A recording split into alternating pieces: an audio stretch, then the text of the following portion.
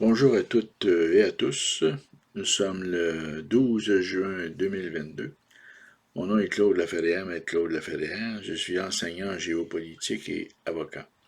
Je fais cette vidéo dans une perspective d'éducation populaire. Je n'attends aucun mandat ni aucune contribution de quelque nature que ce soit. Le titre de la vidéo d'aujourd'hui est Legault et le malaise québécois. Point d'interrogation. Y a-t-il un malaise québécois? On comprend que dans le contexte de la campagne électorale qui est déjà commencée de facto et de l'élection du mois d'octobre, le gouvernement Legault cherche à stimuler ses troupes avec un chaos constitutionnel qui se pointe, que ce soit par rapport à la santé, la question des normes nationales et de l'hécatombe des CHSLD, que ce soit par rapport à l'immigration, où il espère récupérer des pouvoirs, ce qui sera impossible dans le cas des réfugiés. Pour ce qui est des réunifications familiales, il va y avoir aussi des débats, que ce soit par rapport à la laïcité, la grande dérive marxiste du Québec, que ce soit par rapport à la loi 101, le mal imaginaire. Eh bien, sur toutes ces questions, le gouvernement Legault cherche un conflit avec Ottawa et le reste du Canada, clairement, pour stimuler la question, évidemment, ramener sur le tapis la question de l'indépendance pour laquelle il s'est battu pendant toute sa vie. Évidemment, je n'ai pas l'intention de trop commenter ces éléments que je viens d'énoncer.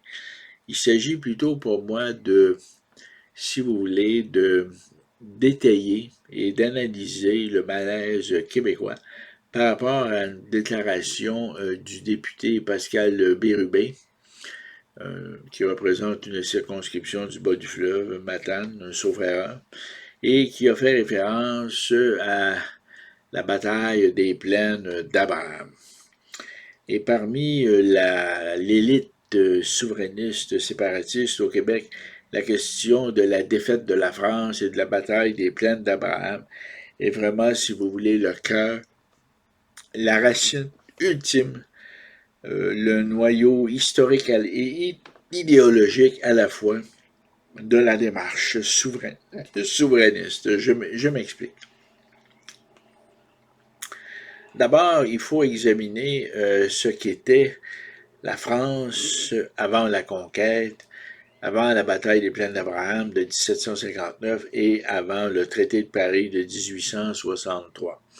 La Nouvelle-France a été, d'une certaine manière, la création de Louis XIV, le plus grand roi, si vous voulez, le plus grand souverain de France.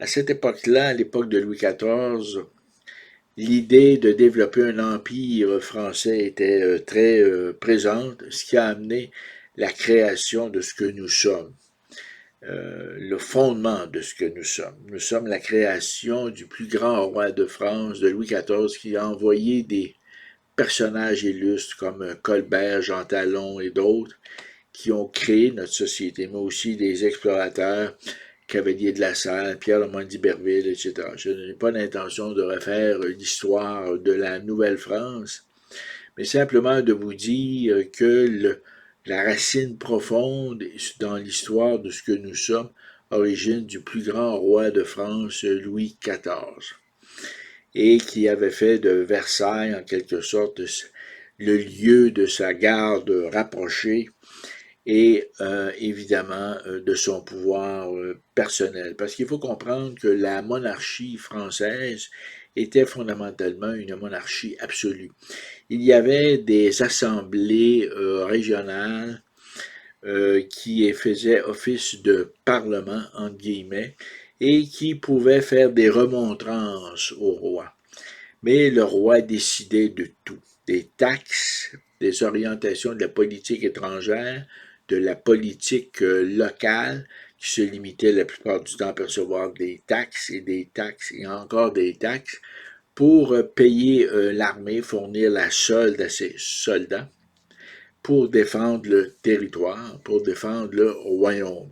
Donc, c'était une monarchie absolue et il n'y avait pas vraiment de parlement, si vous voulez. Il y avait des assemblées locales qui pouvaient faire des remontrances au roi. C'était un régime de remontrance, n'est-ce pas? Les locaux pouvaient, comme les maires, pouvaient faire des représentations à la cour pour signifier en quelque sorte leur insatisfaction, et la plupart du temps, c'était par rapport à la perception des taxes. Voilà. On ne peut pas parler vraiment d'un régime d'imposition, mais c'était strictement des taxes. Bon.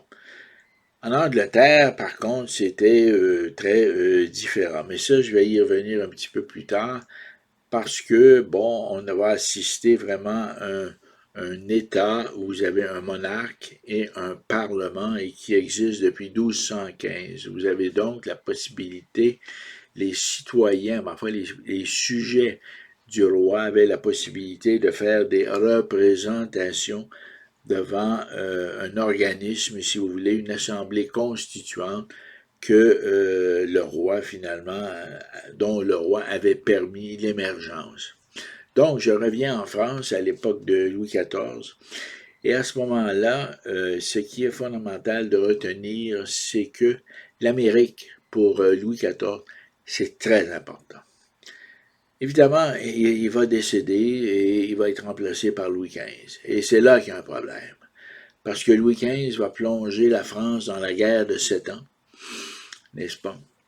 Et Louis XV est un personnage douteux qui va se laisser conduire, qui va se laisser mener par le bout du nez par Jeanne-Antoinette de Poisson, titre qui va devenir marquise de Pompadour, et c'est elle qui va décider des affaires étrangères de la France. Voilà, et ça c'est le point extrêmement important, de même que M. de Choiseul, et il y a aussi certains personnages de l'Église catholique, du haut clergé, qui vont frayer à la cour à l'époque de Louis XV. Ce qui est important de retenir aussi, c'est que Louis XV, fondamentalement, est un personnage qui est très exigeant d'un point de vue, si vous voulez, sexuel, et dont la conjointe, la polonaise, dont je vais éviter de dire le nom parce que pour éviter de, si vous voulez, de mauvaise prononciation, disons, eh bien, l'alliance de la France avec la Pologne ne va rien produire, alors que Louis XIV avait une alliance avec l'Autriche, n'est-ce pas? Et ce qui permettait à la France de se protéger de Frédéric Ier, le roi de Prusse, l'empereur prussien, si vous voulez. N'est-ce pas? Donc, je reviens à Louis XV, et Louis XV est très exigeant d'un point de vue sexuel, et la marquise de Pompadour lui fournit de jeunes femmes pour satisfaire son appétit.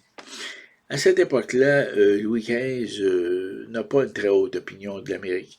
Il va envoyer l'intendant Bigot ici. Et l'intendant Bigot est une crapule, un être corrompu qui prend, si vous voulez, un pourcentage des cotes sur tout et qui s'enrichit personnellement à même, si vous voulez, les ressources de la colonie, à même les fonds fournis par le roi pour supporter la colonie. C'est ce qui fait que Louis XV, d'une certaine manière, abandonne la colonie.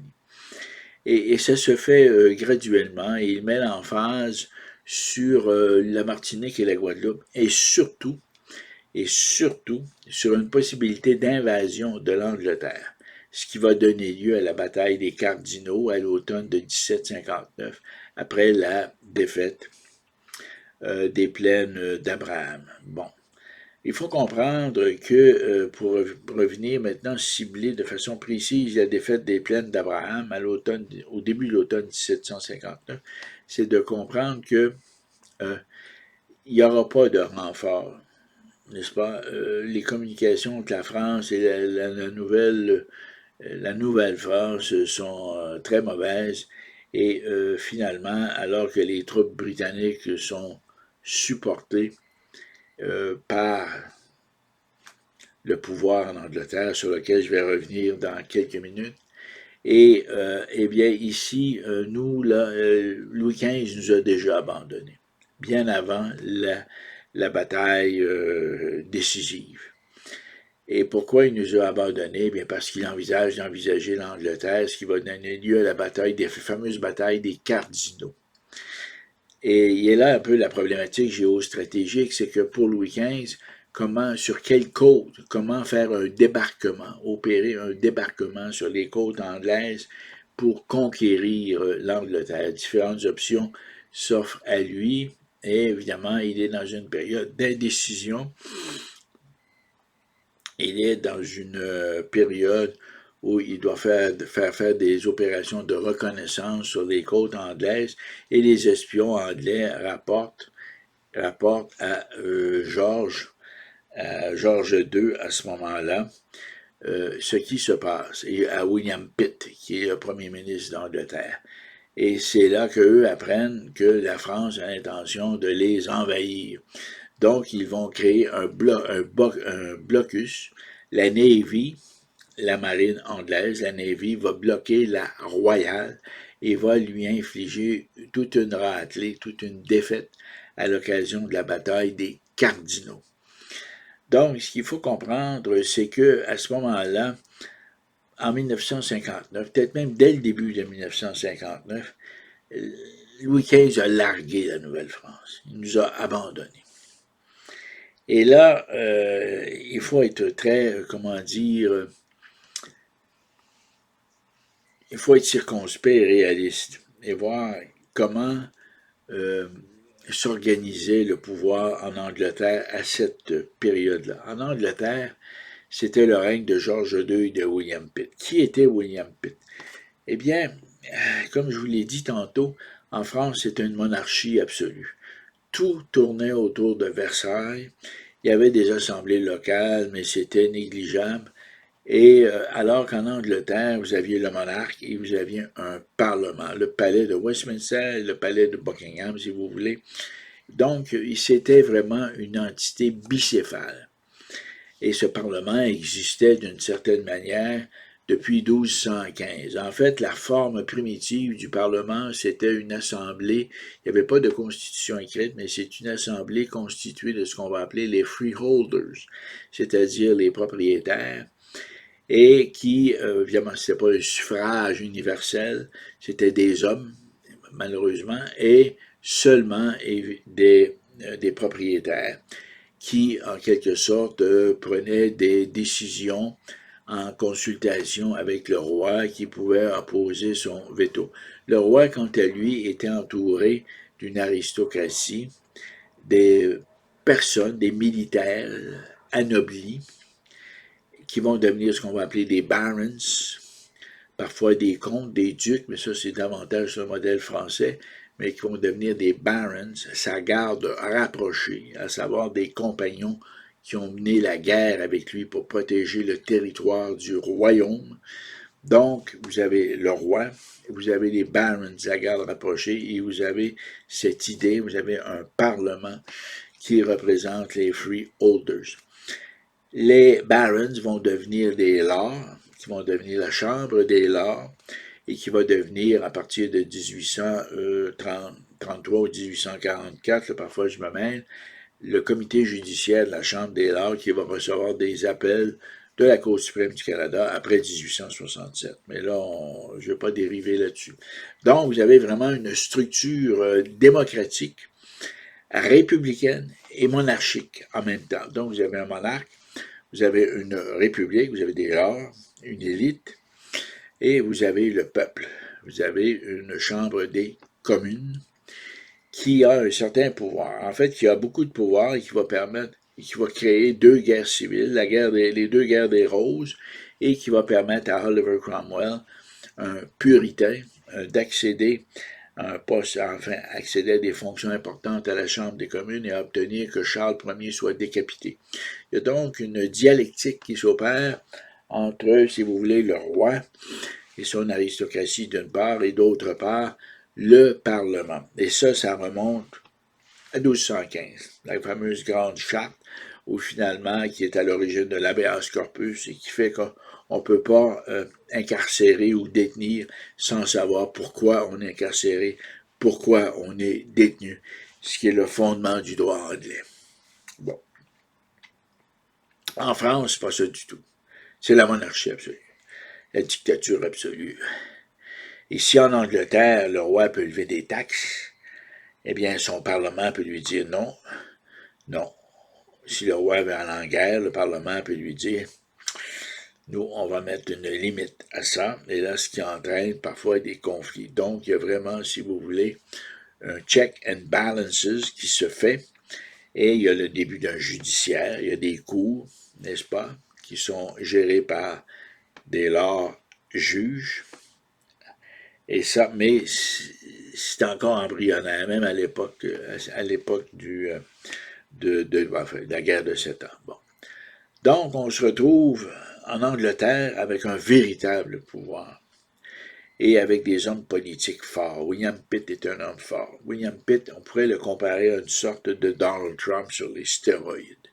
Il va faire en sorte que le roi George II, parce qu'il y a deux Pitt, il y a William Pitt père qui va être anobli pour devenir William Pitt Lord Chatham et William Pitt fils qui va continuer lui sous George III. Donc le père commence sous George II et le fils continue sous George III avant 1760 et après 1760.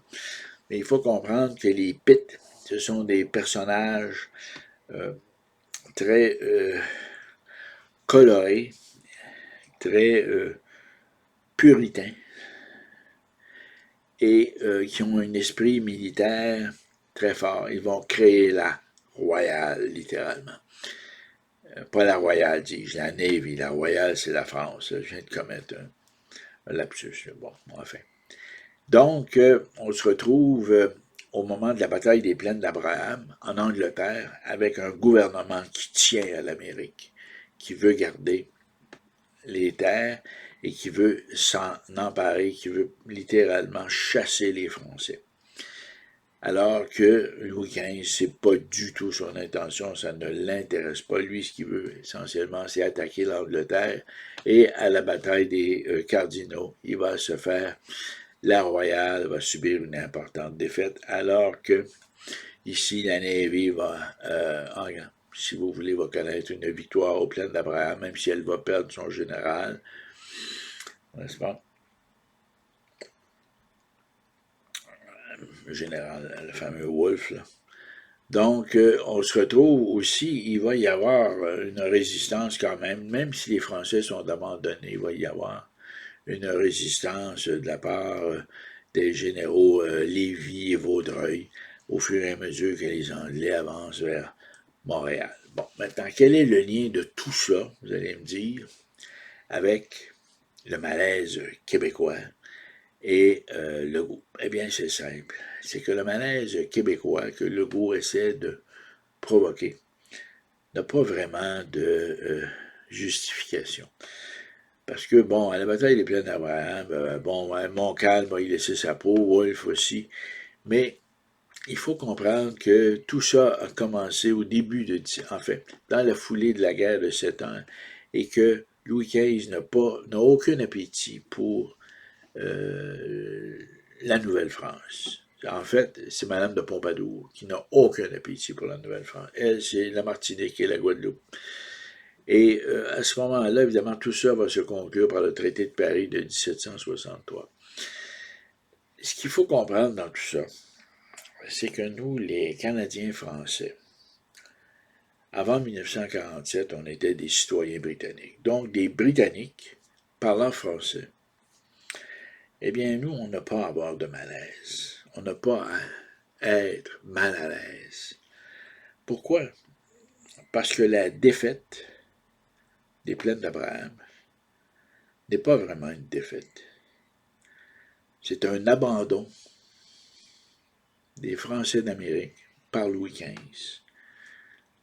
Parce que Louis XV avait dirigé ses énergies, et la royale et l'armée française, vers l'Angleterre en vue de la bataille des cardinaux qui va être perdue. Donc, ici, les Français d'Amérique, on était un petit groupe à résister à une force considérable, supportée par la métropole.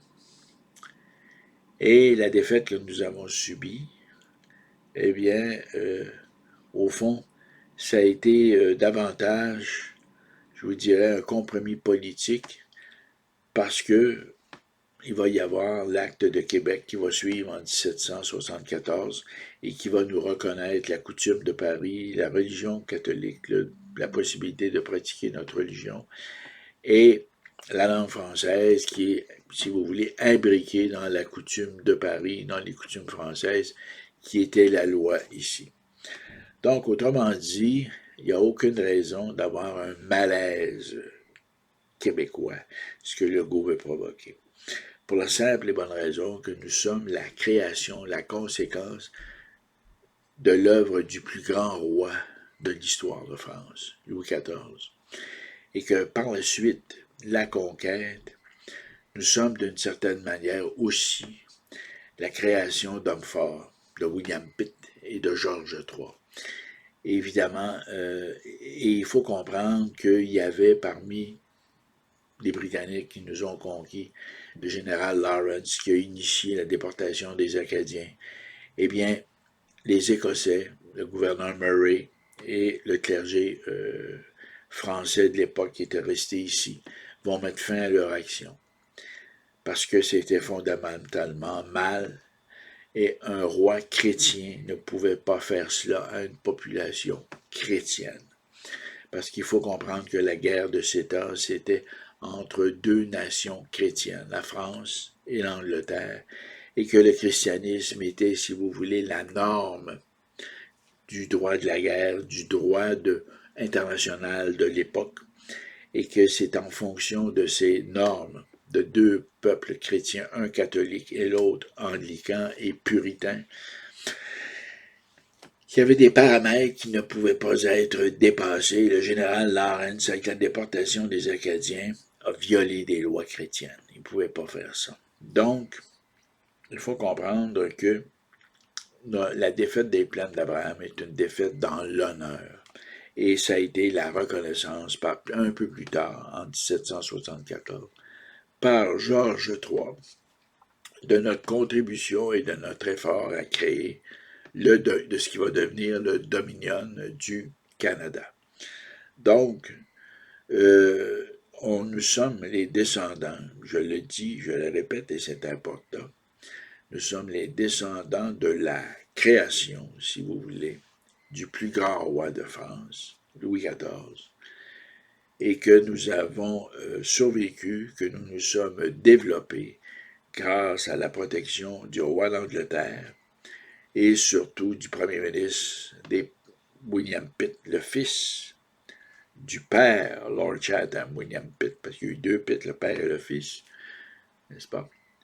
Et que aujourd'hui, nous n'avons pas à avoir un malaise québécois et qu'on n'a pas à se sentir moins, se sentir loser, parce que c'est là-dessus que Legault va jouer, qu'on se sent loser. Nous ne sommes pas des losers, nous sommes des descendants d'un grand roi de France et de grands hommes politiques britanniques. Et ça, c'est important de le dire, n'est-ce pas?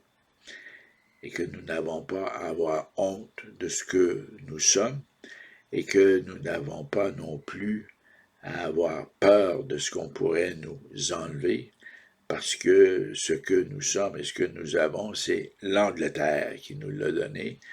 Là, je ne parle pas ici, c'est avant le Royaume-Uni. Il faut comprendre que l'Angleterre nous a reconnus et que l'acte de Québec n'a jamais été abrogé. C'est un document constitutionnel qui sert de base à la pratique du notaire, du notariat, entre autres, le droit civil, qui fait partie, si vous voulez, qui n'est pas dans les provinces anglaises du Canada. Le travail des notaires est fait par les avocats. Ici, le travail du registre foncier, tout ce qui touche, tout ce qui est matière non contentieuse, eh bien, c'est la pratique des notaires, ce qui découle de l'acte de Québec. Et on avait aussi, jusqu'à la Révolution tranquille, les institutions catholiques qui étaient étendues sur l'ensemble du territoire du Québec. Ces institutions qui nous ont permis et qui nous permettent toujours d'exister. Évidemment, le gouvernement Legault veut passer la loi sur la laïcité après avoir arraché le crucifix de l'Assemblée nationale pour, en quelque sorte, effacer notre passé chrétien et le remplacer par 1789, à savoir le chaos français, n'est-ce pas, le chaos de l'esprit républicain, mais français, l'esprit laïque. Il faut comprendre que tout ça, ça n'a rien à voir, absolument rien à voir avec les faits de notre histoire. Parce que dans notre histoire, c'est l'Église catholique qui a assuré non seulement notre survie, mais notre épanouissement, malgré des abus, malgré des dérives, n'est-ce pas? Et aux institutions dont je viens de vous parler, du notariat, la langue française, eh bien, tout ça fait en sorte qu'aujourd'hui, nous existons et qu'il n'y a pas de raison d'y avoir un malaise. En fait, le malaise vient du fait qu'on essaie de... Et ce malaise, à contrario, à savoir, c'est le contraire de ce que Legault dit, c'est que sa loi va créer sur la laïcité, créer un malaise parce que c'est un déni de notre histoire et que la loi 101, en quelque sorte, vient brimer des droits fondamentaux chez des anglophones qui ont toujours existé au Québec et qu'on cherche à encadrer. Or, on n'a pas à encadrer une langue, on peut développer la nôtre, mais on n'a pas à encadrer la leur. Elle est là la différence.